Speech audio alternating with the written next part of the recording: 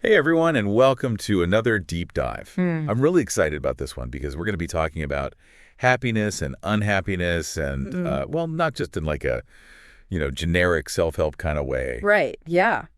We're going to be looking at it through the lens of 19th century Spiritism. Yes. So Exact. we're cracking open the Spirits book Yeah. by Allan Kardec. Yeah. Classic. And specifically, we're going to be zeroing in on questions 920 through 933. Okay. And those are found in Part 4, Chapter 1. Earthly joys and sorrows. Yes. Very appropriate. And in these questions, Kardec, he's using mediums to basically get the spirit's thoughts on, relative happiness and unhappiness during our time on Earth. Exactly. And I think what's so interesting is right off the bat, he asks this really fundamental question. Okay. Can we actually experience complete happiness here on Earth? Okay, so just straight up, can we be happy here? Yeah. And the spirits are pretty straightforward with their answer. They say no. Oh, wow. Okay, so much for a light and breezy deep dive. Right.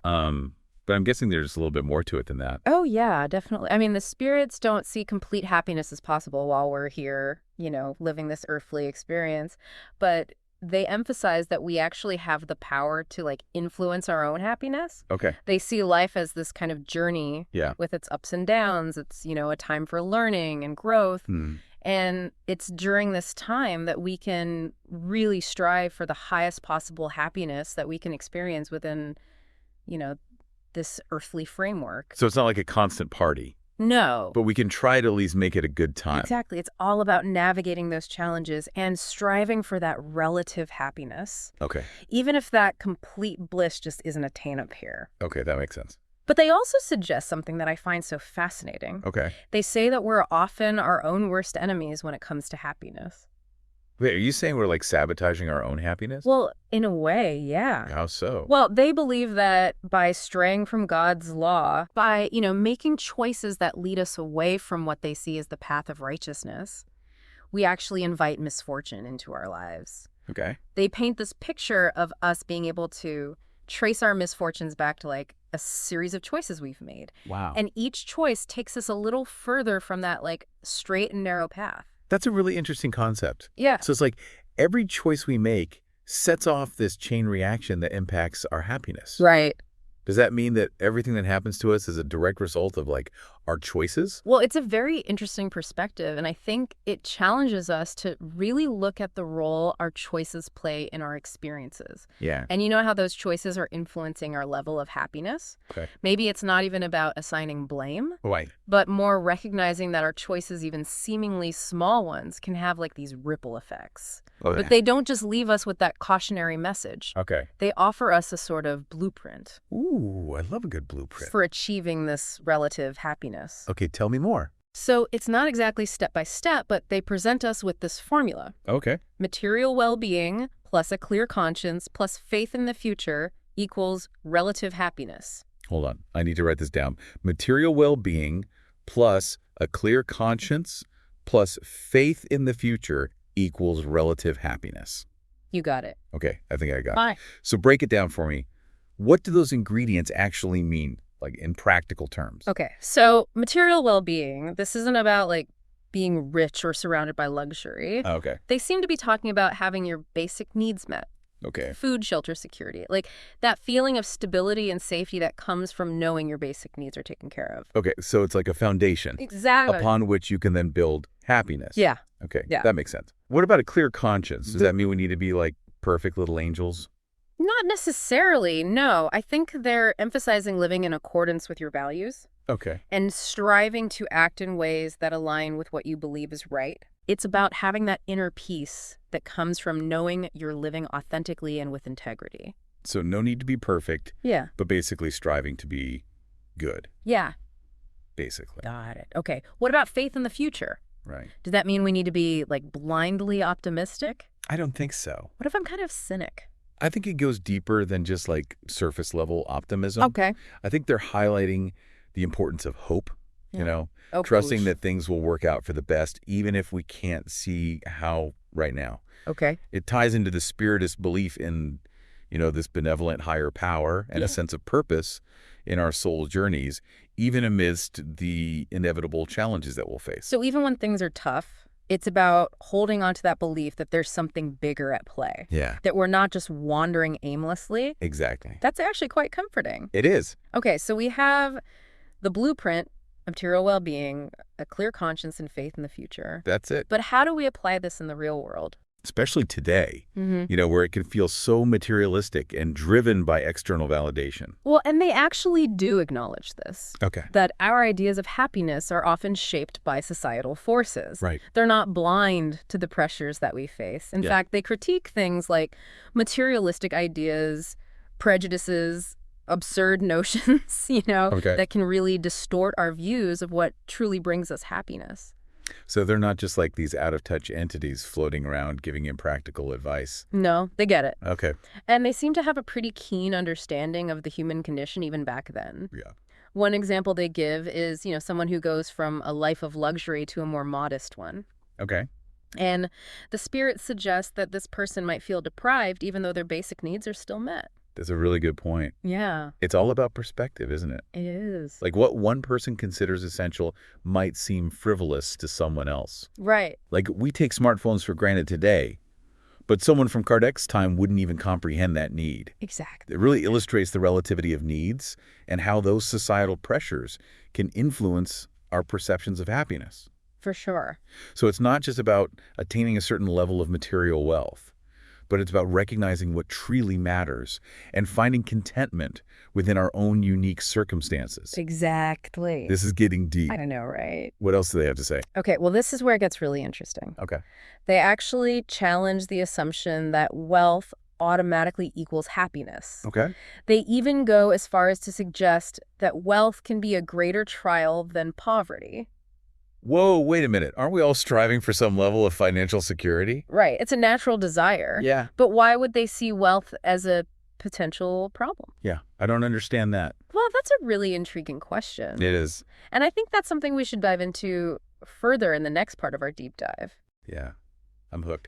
Let's take a break and come back to that. So before the break, we were talking about how the spirits view wealth as a potential trial. And to be honest, that's kind of blowing my mind. I know it seems counterintuitive, right?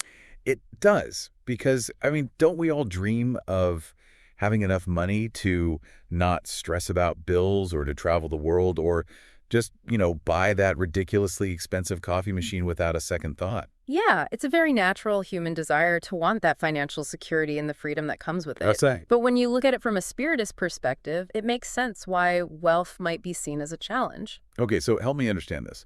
How could having wealth actually be a bad thing? Well, think about it this way. Wealth can open the door to all sorts of temptations, excess greed, a disconnect from those core values we were talking about earlier. Like, it's easy to get caught up in a materialistic mindset when you have an abundance of resources. Right. So the spirits are suggesting that wealth can actually pull us away from our spiritual path, and that's where the trial lies. Okay, so it's not about demonizing money itself, but it's about being mindful of the potential pitfalls that come with it. Exactly. Like maybe that fancy yacht isn't actually the key to happiness. Right. Maybe not. Okay. The spirits are encouraging us to think beyond that surface level and to really question those assumptions that we often have about wealth and happiness. Okay. They even suggest that managing wealth can be a burden in itself. I can see that having to manage investments and make financial decisions and deal with all the complexities that come with having a lot of money. Right. It could definitely add stress. Exactly. And it all circles back to that idea of limiting our desires. Okay. The more we have, the more we often want. And this constant craving can lead to dissatisfaction no matter how much wealth we accumulate. Yeah, it's like that saying, the more you have to lose. Exactly. It seems that the spirits are encouraging a much simpler approach. Finding contentment with what we have rather than constantly chasing more. Yeah, it's a pretty radical idea, especially in our consumer-driven culture. Yep. And they go even further by pointing out the anxieties that come with modern life. Okay. They recognized even back in the 19th century that as civilization advances, our needs and desires tend to multiply, and this can lead to greater unhappiness. Wow. It's like they predicted our current state of information overload, this constant pressure to keep up with the Joneses. Right. We're bombarded with messages telling us that we need the latest gadgets, the trendiest clothes, the perfect home. It's exhausting. It is. It's exhausting. And often unfulfilling. Totally. So what's the antidote? Well, the Spirit's advice is to learn to be content with what you have, focus on what truly matters, and don't get swept away by those external pressures. Easier said than done, though, right? Oh, for sure. But I think it speaks to that need to cultivate an inner sense of peace and fulfillment rather than seeking it through, external validation or material possessions. Absolutely. So this is all great advice, but life isn't always smooth sailing, is it? Unfortunately not. What about those really tough times that inevitably come along? Yeah. The illness, the loss, the unexpected challenges that we just can't avoid. Yeah, the spirits don't sugarcoat those harsh realities of life. Okay. They acknowledge that there will be hardships, but they offer a perspective that's rooted in acceptance and endurance. So how do they suggest we deal with those inevitable curveballs that life throws our way? They say we should strive to bear these trials with courage, to find solace in the hope of a brighter future, and to remember that these challenges are part of our soul's journey. So it's almost a stoic approach to suffering. Yeah, I think you could say that. Like accept what we cannot change and focus on our inner strength. Exactly. So that mean we should just grin and bear it even when we're going through something really painful? I don't think it's about grinning and bearing it, but I think it's more about finding that sense of resilience and purpose within those difficult experiences. Yep. They actually suggest that by enduring hardship with grace and courage, we earn what they call spiritual credit. Okay, spiritual credit. That's a new one. It is, isn't it? What does that even mean? Well, it ties into their understanding of the soul and the afterlife. Okay. They believe that our souls are constantly evolving, and those trials we face here on Earth are actually opportunities for growth and learning. Okay. So by facing them with a strong spirit, we're essentially progressing on our soul's journey, earning a sort of spiritual currency, if you will, that benefits us in the long run. So it's not about being punished or rewarded, but it's about learning and growing through these experiences. Exactly. And this growth somehow carries over beyond our earthly lives. That's what they're saying. That's a fascinating concept. It is. But what's also really interesting is that the spirits don't just focus on individual happiness. They also address societal issues. Yes, they do. We touched upon this earlier, and they seem to have some pretty strong opinions about work and social justice. Right. So what exactly do they say about creating a more just and equitable society? Well, they envision a future where no one suffers from hunger. And where society is organized based on principles of justice and solidarity. They believe that everyone should have the opportunity to live a fulfilling life, regardless of their circumstances. That's a beautiful vision. It is. But how do they think we can get there? What are their practical suggestions for creating this more just and equitable world? Well, I think that's a conversation we need to continue. Okay, yeah, let's dive into that. Okay, so we're back, and I'm still thinking about that spiritual credit idea. It's a powerful concept, isn't it? It is. It really is. It's like making me rethink those tough times in a whole new way. But before we go too deep down that rabbit hole, we were talking about the Spirit's vision for a better world. Like, where do we even begin to build that? Well, they put a lot of emphasis on finding fulfilling work. Yeah. And this is where things get really interesting because they suggest we should be willing to set aside our pride and embrace professions that society might see as lesser. Okay. If it means doing work that's truly meaningful to us and contributes to the greater good. Yeah. So it's not about chasing prestige or status. No, not at all. But it's about finding purpose. Exactly. In our work. Right. That's a pretty powerful message, especially today when, we often equate our worth with our job title or our salary. It's true. And remember, these ideas are coming from the 19th century. Right. A time when social mobility was even more limited than it is today. Yeah. So they're really saying that true fulfillment comes from aligning our work with our values, regardless of what anyone else thinks. Yeah, I see how all these pieces are fitting together now. Yeah. They're advocating for this really holistic approach to happiness. Yeah. Like finding that balance between material well-being, a clear conscience, faith in the future, and meaningful work that contributes to a more just and equitable world. It's not just about individual happiness. Okay. It's about recognizing how interconnected we all are. Yes. And working towards the collective good. I think they would argue that those things are intertwined. I think so, too. When we live in a society where people are suffering from poverty and inequality and lack of opportunity, it creates this atmosphere of discontent. Yeah. It affects everyone. It does. And so by striving for a more just and compassionate world, we're also creating the conditions that foster happiness for all. Exactly. It's making me think about all those social movements that we see today. Yeah. People fighting for economic justice and environmental sustainability and human rights. Yeah. It's like they're channeling that same spiritist spirit of progress and collective well-being. It's true, whether they realize it or not. Yeah, and it's not just about those big gestures or, sweeping social change. Right. It's also about the small choices we make every day. Absolutely. How we treat each other, how we consume, how we engage in our communities, it all contributes to that overall well-being. I agree. Yeah, it's a good reminder that we all have a role to play in creating a more just and joyful world for ourselves and for others. For sure. Okay, so we've talked about a lot today.